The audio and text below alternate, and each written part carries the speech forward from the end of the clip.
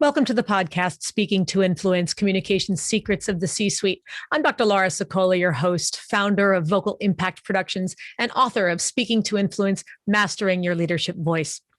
Lots of people tell me that they want to be on more podcasts, but they're intimidated by the prospect of it. So one recent guest here on the Speaking to Influence podcast even told me, you know what, Laura, I'm totally fine on stage talking to 25,000 people, but this is my first podcast and my stomach is in knots.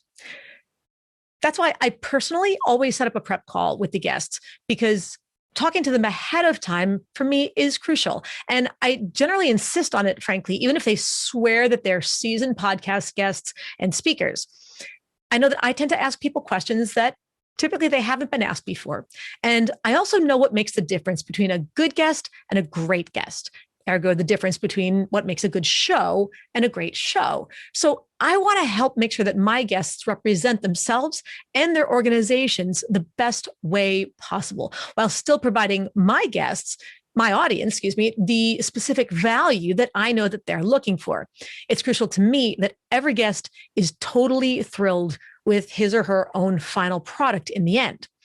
Now, after we've finished the interview, the recording itself, we do a debrief, and inevitably, they tell me how glad they are that they took the time to do the prep call with me first, and how much better they realize the interview was overall, especially how much happier they are with their own answers as a result.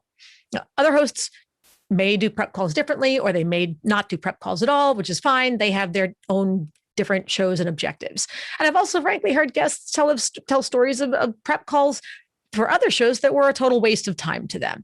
I can't speak for those hosts. But what I can do today is to share some of the guidance that I offer my own guests to help them go from just sharing knowledge and experience to becoming a charismatic storyteller who people genuinely want to listen to and enjoy the experience in the process, for both of them, for the speaker and for the listener.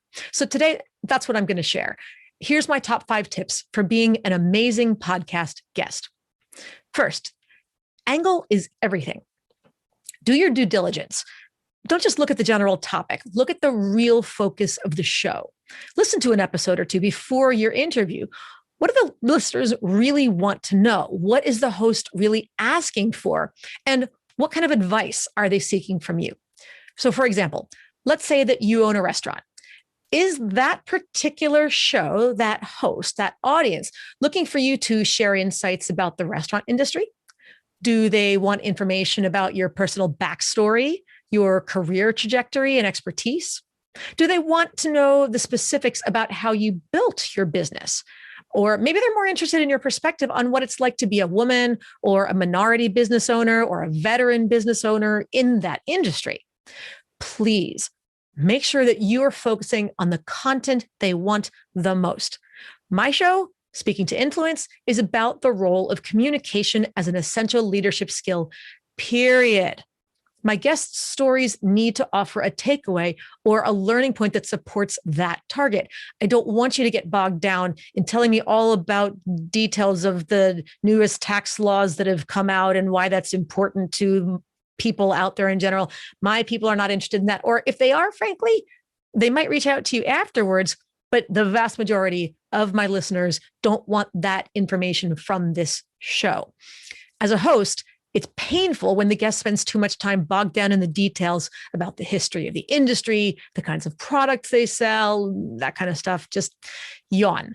My audience doesn't care about that, even though others might. So if you do that, at best, as the host, I have to keep redirecting the conversation to get you to give me something that I can use.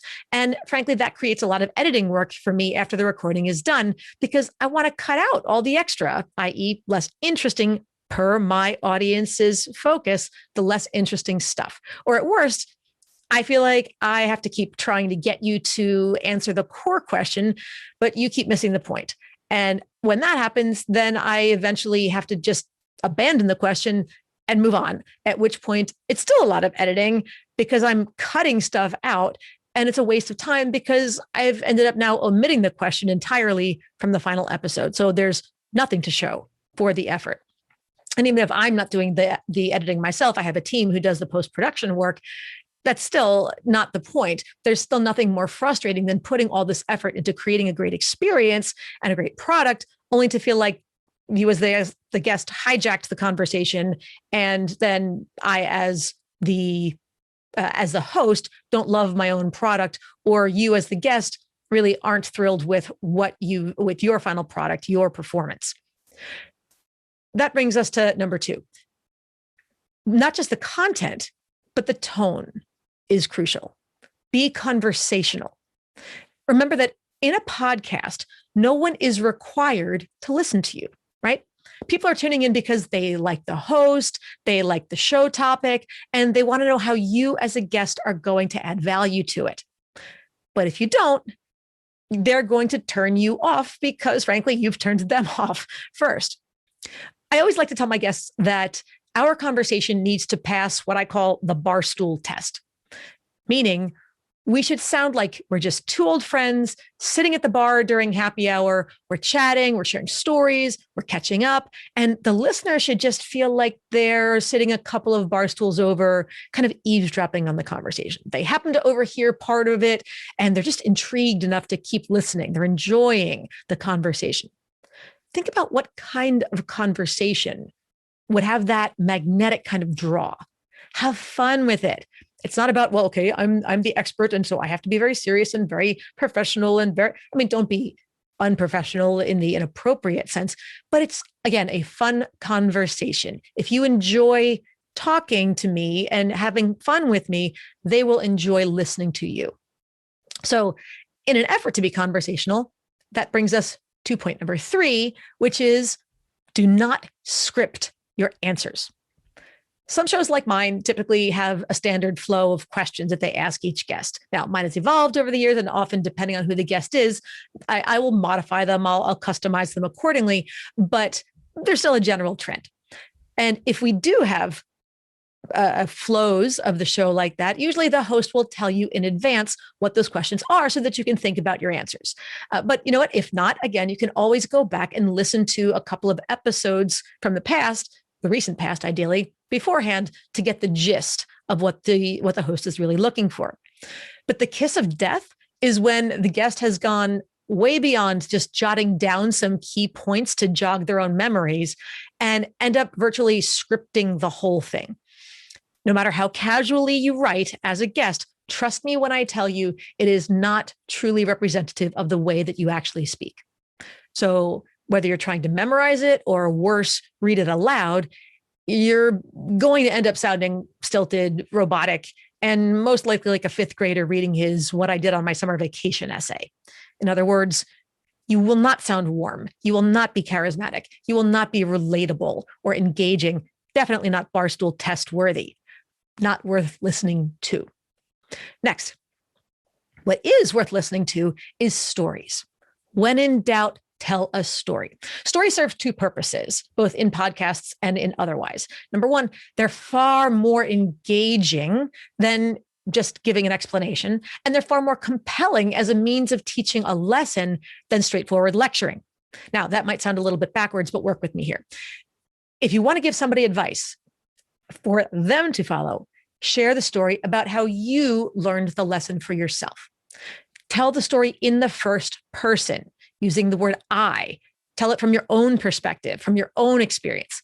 If it's a positive experience with a positive outcome and a positive benefit to you, then the audience is going to think, ooh, I want that to happen to me too. Or if it's a negative lesson resulting in some pain point, the audience is going to listen to your experience, what happened to you, and think to themselves, I don't want that to happen to me. I better avoid his misstep. So I'm going to say it again. Tell the story in first person. Use lots of I's and we's and they's if you're talking about the other person who's in the story. But stay away from the word you, using lots of you references. If you're talking to the host, you can refer to them as you, but not in your story. For example, a lot of people's default mode is simply to say something like, well, if you want to land a client, you can't just go in there and talk their ear off. Even if you're sharing what you think is great information, you have to listen to them and see what they might need and want first, or you might miss important cues, at which point they'll think that you're not a good fit for them, even if you actually are. You. It's rhetorical. It's generic. So people tune it out. But what if I gave the same advice like this?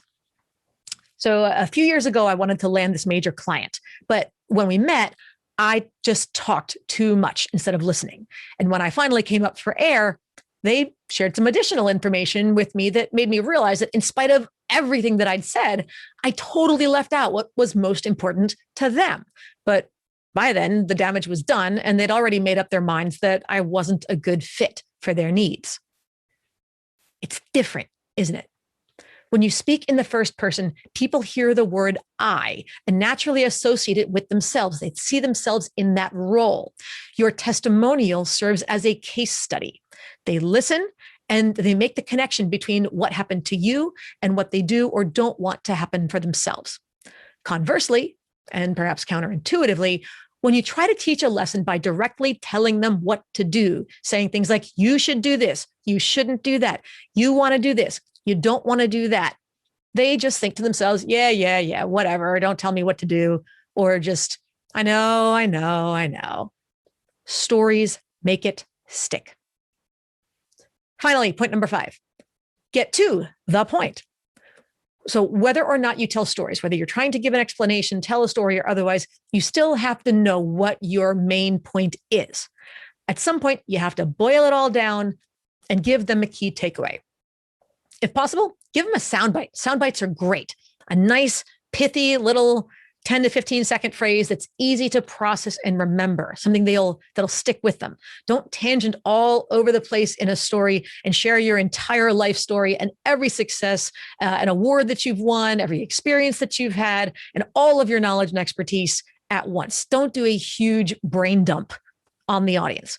Figure out what's most important to make that point and give them 1 or at most 2 examples to illustrate that point. Don't meander all over the place. Don't get lost in the weeds, and make sure that your key point is crystal clear in the end. Now, one thing that's helpful is to discuss with the host in advance how long the whole show is supposed to be, how long the interview will last, and how many questions they usually ask in the process. Then do the math.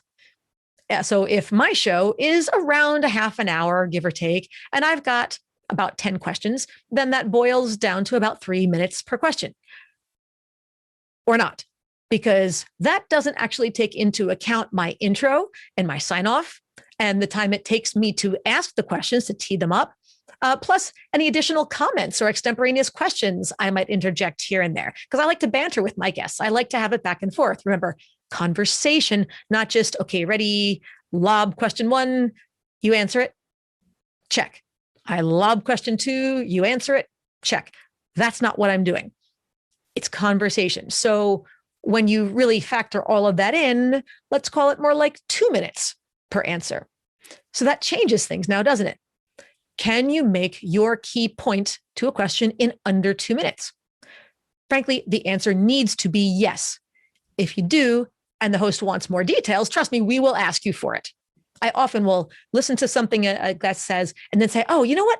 That reminds me of this, or that brings up a really interesting point. Let's dig a little deeper there. Now, maybe I'll jump ahead later on. And if we spend 10 minutes going down the rabbit hole on one question, I may skip 2 or 3 questions later on to make up for the time, but that's my prerogative. And I want you to just roll with it with me. Again, why scripting doesn't work, because then I can't go down my rabbit hole, or I do, and then you can't follow me well. We want to make sure that you're consistent in your engagement in the conversation. Okay, so all that to be said, something you also want to bear in mind, just in the end, is to remember that hosts talk to each other and often make referrals. So I might reach out to somebody and say, hey, I have a great guest for you. Or they could reach out to me and say, hey, Laura, I saw that you had person X on your show. How was he? Do you think it'd be a good fit for mine? Believe me when I tell you, nothing makes us happier than to be able to say, yes, this person was an awesome guest. You should definitely have them on your show. I'm happy to make an introduction. Now, remember also that these tips today were framed in the context of how to be an awesome podcast guest, but really they're applicable for any engagement, a networking event, a business pitch, a presentation, a client meeting. What were those topics again? What were those 5 key points? Number 1, stay focused on the core angle or issue. Number 2, be conversational about it. Engage with them. Remember my 3 C's? Command the room, connect with the audience, close the deal. That's being conversational in part. Number 3, be prepared but not scripted. Number 4, tell stories to illustrate points. And number 5, get to the point. All of those always matter in any context. Great podcast skills, great podcast guest skills are great leadership communication skills, period. That's speaking to influence. So with that, I want to thank you all once again for tuning in. Be sure to subscribe to the podcast so you never miss an episode. And please give us a 5-star rating on iTunes so we can help even more people increase their confidence, presence, and influence. And finally, if you want to download my free guide to equipment recommendations for virtual influence, including my picks for microphones, lights, and more, go to speakingtoinfluence.com. I'm Dr. Laura Sicola, and you're listening to Speaking to Influence, Communication Secrets of the C-Suite. Hi, everyone. This is Dr. Laura Sicola, and I want to sincerely thank you for listening to the Speaking to Influence podcast. If you love listening to these episodes as much as I love bringing them to you, be sure to subscribe so you never miss an episode. And please go to iTunes right now to rate and review our podcast in order to help us expand our reach so even more people can master the 3 C's to command the room, connect with the audience, and close the deal. Thanks for listening to Speaking to Influence, Communication Secrets of the C-Suite, the show for leaders who want to speak with impact. The hosts, producers, owners, and media distributors of the show make no guarantees that the strategies and information discussed will result in profit or other success and may result in losses. The opinions and statements of the hosts and guests do not necessarily reflect the opinions of the owners, staff, managers, broadcasters, or sponsors of the show. No medical or psychological therapy or personal or professional wellness or relationship advice is offered in the show. You are advised to seek counsel on matters related to your health, family, relationships, job, or other business and legal matters from licensed advisors in those areas prior to making any changes in business or lifestyle. No information provided may be suitable in your situation. As always, take responsibility for the decisions and actions you take, including the reactions they may make in your work, family, health, and life.